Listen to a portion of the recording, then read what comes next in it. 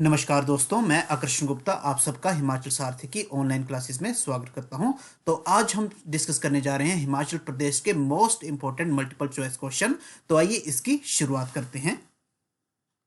First question आ रहा है आपका कि स्विट्जरलैंड के राजदूत WP ब्लेजर ने किस वर्ष एक साइन बोर्ड स्थापित कर खजियार को आधिकारिक तौर पर मिनी स्विट्जरलैंड का नाम दिया गया। तो वो डेट थी गाइज आपकी 7 जुलाई 1992। और आपको यह भी ध्यान रखना है कि खजियार कहां पर है, यह है आपका चंबा डिस्ट्रिक्ट में। और इसकी एक बहुत ही इंपॉर्टेंट स्टोरी है कि यहां पर एक देवता वास करते थे और वहां पर एक नाग आया, उसका नाम था खाजी नाग। और उसको वो जगह इतनी पसंद आ गई कि वह वहां पर रहने की उस देवता से उसने गुजारिश की, पर देवता ने उसे वहां रहने से मना कर दिया। फिर दोनों में आपस में लड़ाई हुई और इसमें जो है वो नाग जीत गया। तो उसी के नाम पर कौन इस जगह का नाम बन गया खजियार या खाजी नाग। अब यह इतनी खूबसूरत जगह है कि यहाँ पर चारों ओर आपको एक तरफ तो मिलेंगे आपको देवदार के वृक्ष देखने को मिलेंगे, एक तरफ आपको घास का मैदान देखने को मिलेगा, बीचों बीच आपको एक झील देखने को मिलेगी। वहां पर छोटे छोटे क्या है टापू तैरते रहते हैं। तो इसी सुंदरता को देखते हुए इसे जो है मिनी स्विट्जरलैंड का नाम भी दिया गया। और आधिकारिक तौर पर इसकी घोषणा कब कर दी गई, 7 जुलाई 1992। ये डेट आपने इंपॉर्टेंट याद रखनी है। और किसके द्वारा की गई, उसमें स्विट्जरलैंड के राजदूत कौन थे, WP ब्लेजर। तो ये भी आपने नाम याद रखना है। और नेक्स्ट आपने एक और कंसेप्ट आपने याद रखना है कि जो साइन बोर्ड लगा था जिसकी स्थापना किसने की थी, WP ब्लेजर ने की थी। उस साइन बोर्ड में खजियार से स्विट्जरलैंड की कितनी दूरी है, कितने किलोमीटर की दूरी है, वो भी दर्शाई गई है। और वो कितनी है वो भी आपने नोट डाउन कर लेनी है, 6194 किलोमीटर। तो ये सारे फैक्ट्स आपने क्या याद रखने हैं। तो सेकंड क्वेश्चन की ओर आते हैं हम। तो हमने क्या करना है, अब सूची 1 को और सूची 2 के साथ कंपैरिजन करना है। तो पहला ऑप्शन देखिए, पहला ऑप्शन क्या है आपका, क्यारा दून वैली। अब क्यारा दून वैली कहां पर है और इसमें कौन कौन सी रेंजेस आती हैं, सिरमौर में मारकंडा और धरती रेंज कहां पर है आपकी, क्यारा दून घाटी या वैली में। सेकंड आपका बल घाटी, ये कहां पर है आपकी, ये आपको देखने को मिलेगी कहां पर, सुंदरनगर के एरिया में। और यहां पर आपको कौन कौन सी घाटियां मिलने पड़ेगी, देखने को मिलेंगी, शिमला पर्वत श्रेणी और शिवालिक की पहाड़ियां। तो दूसरे का आपका सी ऑप्शन करेक्ट हो जाएगा। और कांगड़ा घाटी में आपको मुख्यतः कौन कौन सी देखने को मिलती हैं श्रृंखलाएं, आपको धौलाधार और शिवालिक श्रृंखला। और बड़ा बंगाल घाटी कहां पर है आपकी, कांगड़ा में। और यहां पर आपको धौलाधार और पीर पंजाल की श्रृंखला देखने को मिलेगी। तो इसका ऑप्शन कौन सा करेक्ट हो जाएगा आपका, ऑप्शन बी इज करेक्ट। तो थर्ड क्वेश्चन आ रहा है आपका, निम्नलिखित में से हिमाचल प्रदेश के कुल भूभाग का सर्वाधिक 36 या 36% किस हिमालय क्षेत्र का हिस्सा है। अब हिमाचल में सबसे ज्यादा किस क्षेत्र का हिस्सा है आपका, उप हिमालय क्षेत्र का। और यहाँ पे पर्वतों की उप हिमालय या सब हिमालय पर्वत श्रेणी की एवरेज हाइट कितनी है, 600 से 1600 मीटर तक। और यहाँ पर इसमें मुख्यतः कौन से आपको पहाड़ देखने को मिलेंगे, शिवालिक हिल्स देखने को मिलेंगे। तो ऑप्शन बी आपका क्या हो जाएगा, थर्ड का करेक्ट हो जाएगा। फोर्थ क्वेश्चन आ रहा है आपका, चोला और डोरा निम्नलिखित में से किस जनजाति का एक पारंपरिक परिधान है। तो ये है आपका गद्दी समुदाय का यह एक पारंपरिक ड्रेस है और जिसे क्या बोला जाता है, चोला और डोरा। अभी आप फेमस, अभी आपने देखा होगा कि हमारे देश के प्रधानमंत्री श्री नरेंद्र मोदी जी केदारनाथ यात्रा में गए थे और उन्होंने इस विशेष जो पारंपरिक परिधान है, कौन सा, गद्दी का चोला और डोरा डालकर उन्होंने भगवान के दर्शन किए थे। तो आइए देखते हैं कि ये दिखने में कैसा होता है। इस टाइप की ड्रेस को कहा जाता है, देखिए ये सारी ड्रेस जो है पहनी है हमारे देश के प्रधानमंत्री श्री नरेंद्र मोदी जी ने, इसे कहा जाता है चोला। और ये जो इन्होंने बांधा है इसे कहा जाता है डोरा। और ये कहाँ की किसकी फेमस ड्रेस है, ये फेमस ड्रेस है आपकी गद्दी समुदाय की। अब नेक्स्ट क्वेश्चन आ रहा है आपका फिफ्थ क्वेश्चन। और फिफ्थ क्वेश्चन में भी हमने क्या करना है, मिलान करना है सूची 1 को सूची 2 के साथ। अब पहला है आपका कौन सा, स्वांगला। और यहाँ पर कौन सी दी गई है, एक तरह की मैरिजेस कस्टम्स, उनको क्या क्या बोला जाता है। तो स्वांगला, सबसे पहले स्वांगला कहाँ पर पाई जाती है आपकी ये जाति, यह मुख्यतः आपकी पट्टन वैली। पट्टन वैली कहाँ पे है आपकी, लाहौल और स्पीति, जहां पर चंद्र और भागा का मिलन होता है, वहां पर कौन सी जनजाति पाई जाती है, स्वांगला। और इनकी फेमस मैरिज है, उसका नाम है आपका रुस्ता ते ब्याह। तो पहला ऑप्शन का सीधे क्या हो जाएगा इसका डी करेक्ट। तो रुखसत ब्याह क्या होता है, ये it is the marriage by elopement, यानी कि जो भी लव वर्ड्स होते हैं, यानी कि जो भी लव मैरिज करना चाहते हैं वो कपल क्या होते हैं, भाग जाते हैं और भागकर अपनी शादी कर लेते हैं। और ये फेमस कहाँ पर है, स्वांगला में। और स्वांगला आपने याद रखना है कि स्वांगला कहाँ पर है, इसको नोट डाउन कर लीजिए। स्वांगला जनजाति कहाँ पाई जाती है, आपकी लाहौल और स्पीति के कौन सी, पट्टन वैली। पट्टन वैली कहाँ पर है आपकी, चंद्र नियर चंद्र और भागा नदी के किनारे, और कहाँ पर, लाहौल स्पीति में। और यहाँ पर दो तरह की लैंग्वेजेस बोली जाती हैं स्वांगला, कौन कौन सी, एक तो आपकी मंछद और दूसरी आपकी चिनाली। मंछद और चिनाली, ये आपने नोट डाउन कर लेना है कि स्वांगला कौन कौन सी लैंग्वेज बोलते हैं, ये भाषा इनकी कौन सी है, मंछद और चिनाली, दो टाइप की भाषाएं बोलते हैं। और ये जाति कहाँ पाई जाती है, लाहौल और स्पीति की पट्टन वैली में। और इनका एक फेमस मैरिज कस्टम है, उसको बोला जाता है रुखसत ब्याह। तो अब नेक्स्ट ऑप्शन आ रहा है आपका कौन सा, गद्दी समुदाय। अब गद्दी समुदाय मेनली आपका जो है पूरे हिमाचल में पाया जाता है। तो गद्दी समुदाय की एक बहुत ही फेमस मैरिज है, इसे बोला जाता है झंझरारा।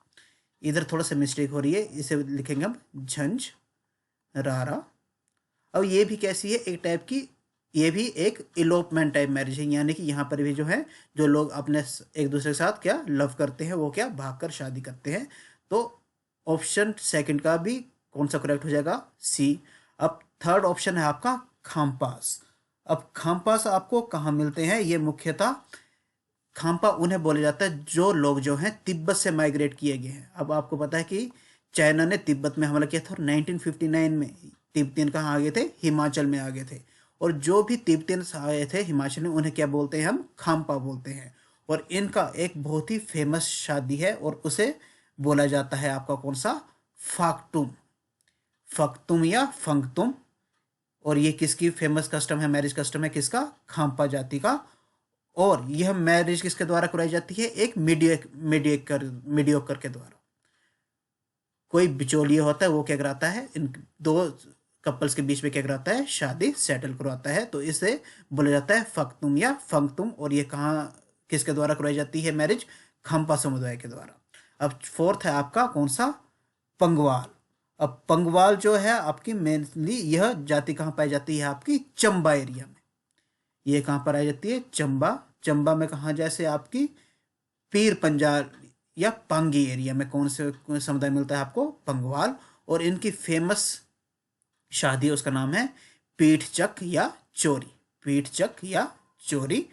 और ये कैसे की जाती है, इसमें जो है कोई लड़का जो है किसी लड़की को किडनैप या कैप्चर करके उससे उसके साथ शादी कर लेता है।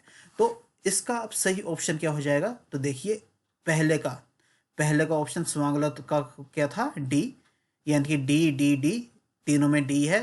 तो तीनों में से कोई भी, तो डी जो है इसका तो क्या है, ये तो बिल्कुल ही ऑब्सोलीट हो गया ये वाला ऑप्शन।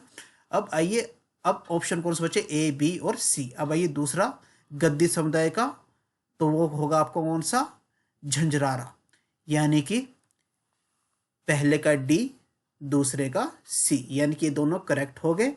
और थर्ड का खाम्पा का कौन सा है आपका, फाक्तुम और फंगतुम, बी इज करेक्ट। और पंगवाल का कौन सा है, ए इज करेक्ट। तो आंसर आपका कौन सा करेक्ट हो जाएगा, ऑप्शन ए इज करेक्ट। तो आइए छठे क्वेश्चन की ओर हम आगे बढ़े। तो वायु पुराण में निम्नलिखित में से किस जनजाति को महानद पर्वत के वासी वर्णित कहा जाता है, तो वो कहा जाता है आपके किनोरा समुदाय को। तो ये भी आपने ध्यान रख लेना है। अब आइए सेवंथ क्वेश्चन की ओर आए।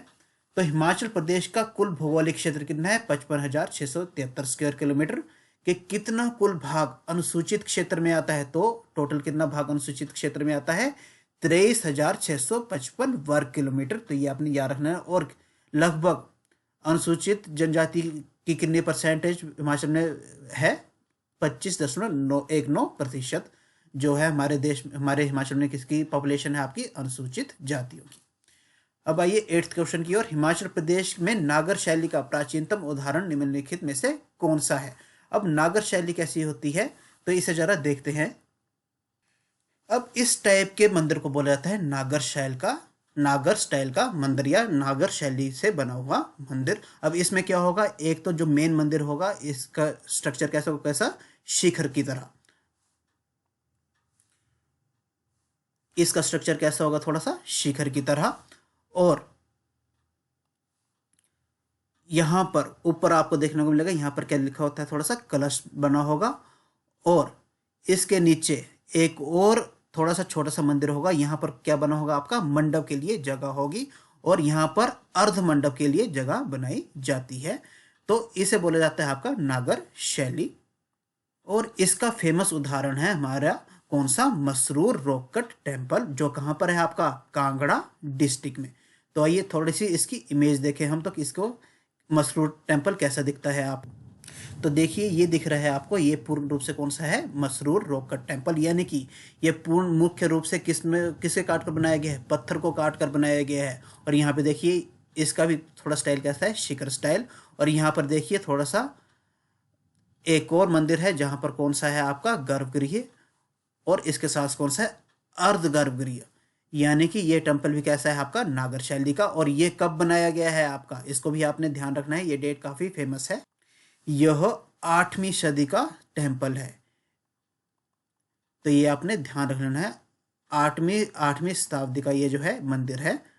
सॉरी, बीसी, इधर आएगा आपका बीसी, 8वीं ईसा पूर्व का यह मंदिर है। कौन सा आपका, मसरूर टेम्पल। और दूसरा ये कहां पर है आपका, कांगड़ा में। और एक इसका उदाहरण है ये रॉक कट टेम्पल, यानी कि पत्थर को काट कर यह मंदिर बनाया गया है। 9th क्वेश्चन, किस शासक के शासनकाल में बशोली चित्रकला अपनी प्रख्याति पर आई।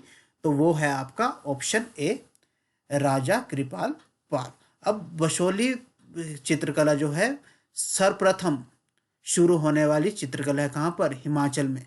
और इसे किसके द्वारा शुरू किया गया था, राजा अमृतपाल के द्वारा। और किस सन में शुरू किया गया था, ये भी आपने ध्यान रख लेना है कि इसे शुरू किया गया था 1678 और 1694 के बीच में। किसने राज किया था, राजा कृपाल पाल ने। और वो कहाँ के रहने वाले थे, बशोली के। और इसकी सेंट्रल थीम क्या थी, वैष्णिज्म। यानी कि इस पेंटिंग में, हर एक पेंटिंग में विष्णु भगवान की आकृति या चित्रकला बनाई ही जाती थी। अब आइए 10th क्वेश्चन की ओर आते हैं। निम्नलिखित में से किस राष्ट्रीय पार्क अथवा अभ्यारण्य का कुल क्षेत्रफल 1171 वर्ग किलोमीटर है। तो वो है आपका दी ग्रेट हिमालयन राष्ट्रीय पार्क। और यह कहां पर है आपका, कुल्लू वैली में, कुल्लू डिस्ट्रिक्ट में यह कौन सा है आपका, दी ग्रेट हिमालयन राष्ट्रीय पार्क है। और पीन वैली कहां पर है आपकी, लाहौल और स्पीति में। और रेणुका कहां पर है आपका, सिरमौर में। तो ये आपने ध्यान में रख लेना है।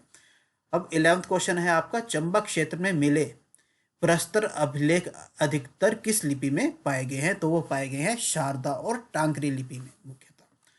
12th क्वेश्चन है आपका, हिमाचल प्रदेश में उपलब्ध पन बिजली या हाइडल पावर की कुल 27,436 मेगावाट क्षमता में से कुल कितने का दोहन अभी तक लिया गया है। तो ये आपने ये डाटा ध्यान रखना है कि अभी तक हिमाचल प्रदेश की टोटल हाइडल पावर कैपेसिटी कितनी है, 27,436 मेगावाट। यानी इतनी हम बिजली प्रोड्यूस कर सकते हैं। पर अभी तक हिमाचल केवल कितनी बिजली प्रोड्यूस कर पाया है, 10,519 मेगावाट। तो ऑप्शन सी इसका करेक्ट हो जाएगा।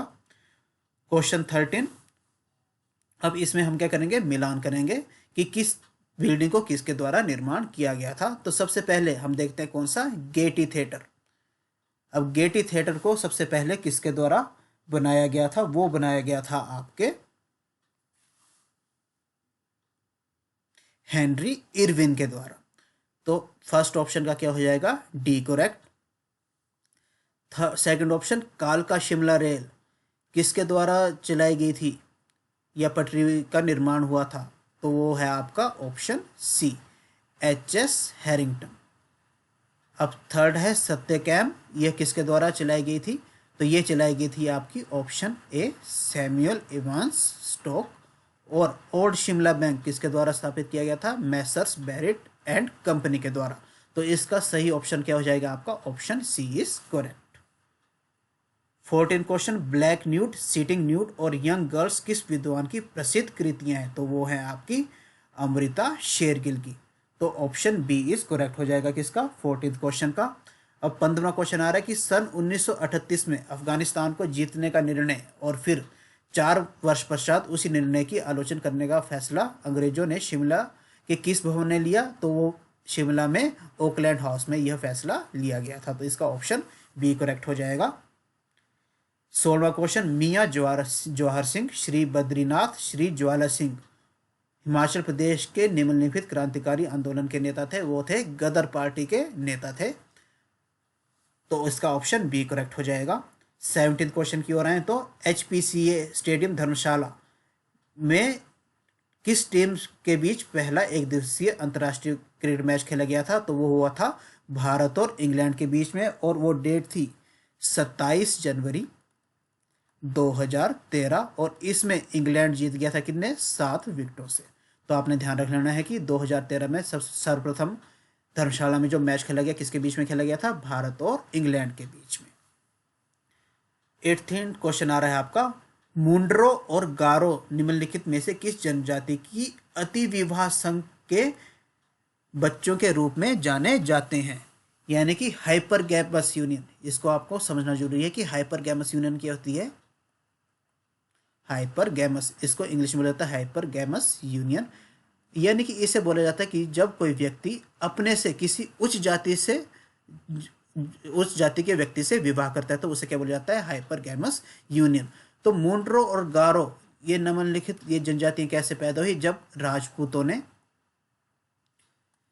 बौद्ध लड़कियों से शादी करना शुरू कर दी। तो राजपूत ऐसे मानते थे कि वो के हायर या उच्च कास्ट के, और बौद्ध जो हैं वो थोड़े निम्न कास्ट के हैं। तो जब इनके बीच में मैरिज हुई तो कौन सी जनजाति निकली? मुंडरो और गारो। तो ये किसके? तो मुंडरो और गारो निम्नलिखित में से किस जनजाति के अति विवाह संघ के बच्चों के रूप में जाने जाते हैं? तो इसका आपका ऑप्शन हो जाएगा ऑप्शन ए इज करेक्ट। कौन सा? स्वांगला। और स्वांगला हमने ध्यान रखना है, अभी पीछे डिस्कस किया। स्वांगला जनजाति कहाँ पाई जाती है? आपकी पट्टन वैली, कहाँ पर? चंद्रभागा और लाहौल स्पीति में। 9th क्वेश्चन, हिमाचल प्रदेश की जाट जाट जनजाति निम्नलिखित धर्म के अनुयायी हैं। तो वो है आपके ऑप्शन ए, बौद्ध धर्म के यह अनुयायी हैं, और ये मुख्यतः कहाँ पाए जाते हैं? पांगी और चंबा एरिया में। तो ये भी आपने ध्यान में रख लेना है। अब लास्ट क्वेश्चन आ रहा है आपका, निम्नलिखित में से कौन सा हिमाचल प्रदेश के लोक नृत्यों, मेलों और त्योहारों के बारे में सही नहीं है? तो इसमें ध्यान रखना है, स्टेट में इसमें क्या लिखा है? सही नहीं है। सबसे पहले खैराट और उज गजामा प्रसिद्ध तलवार नृत्य है। हाँ जी, ये बिल्कुल एक प्रसिद्ध फेमस तलवार नृत्य है। तो ऑप्शन ए तो आपका करेक्ट है। सेकंड ऑप्शन, पहाड़ी लोगों द्वारा भूंड, शांट और भोज को कुंभ का महत्व दिया जाता है। हाँ जी, बिल्कुल ऑप्शन बी भी आपका करेक्ट है।